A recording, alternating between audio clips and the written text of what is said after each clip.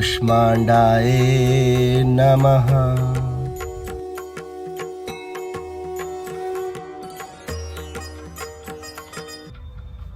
प्रणाम। आप सभी को माँ कुष्मांडा की पावन कथा और उत्पत्ति के बारे में हम बताने जा रहे हैं।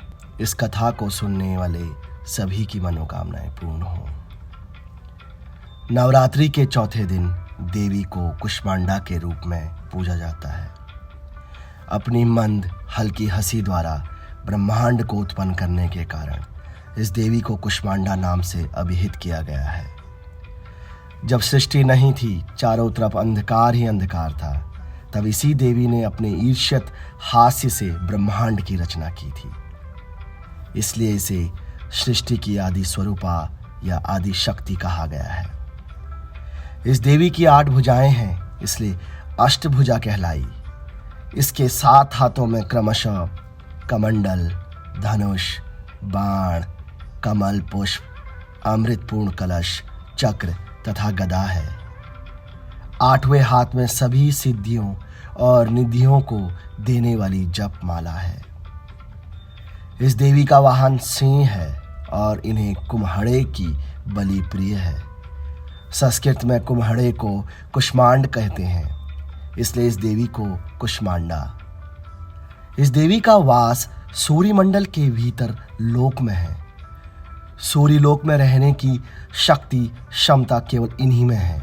इसीलिए इनके शरीर की कांति और प्रभा सूर्य की भांति ही दैदीप्यमान है। इनके ही तेज से 10 दिशाएं अलौकित हैं। ब्रह्मांड की सभी वस्तुओं और प्राणियों में इन्हीं का तेज व्याप्त है। अंचल और पवित्र मन से नवरात्रि के चौथे दिन इस देवी की पूजा आराधना करनी चाहिए। इससे भक्तों के रोगों और शोक का नाश होता है तथा आयु, यश और बल और आरोग्य प्राप्त होता है। यह देवी अत्यल्प सेवा और भक्ति से प्रसन्न होकर आशीर्वाद देती हैं। सच्चे मन से पूजा करने वाले को सुगमता और परम पद प्राप्त होता है।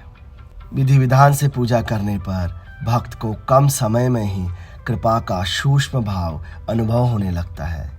ये देवी आधियों व्यवहादियों से मुक्त करती है और उसे सुख, समृद्धि और उन्नति प्रदान करती है। अंततः इस देवी की उपासना में भक्तों को सदैव तत्पर रहना चाहिए। हम हाथ जोड़ के माँ कुष्मांडा से प्रार्थना करते हैं, हम सभी की मनोकामनाएं पूर्ण हो। इस कथा को सुनने वाले सभी की मनोकामनाएं पूर्ण हो। ओम कुष्मांडाय नमः।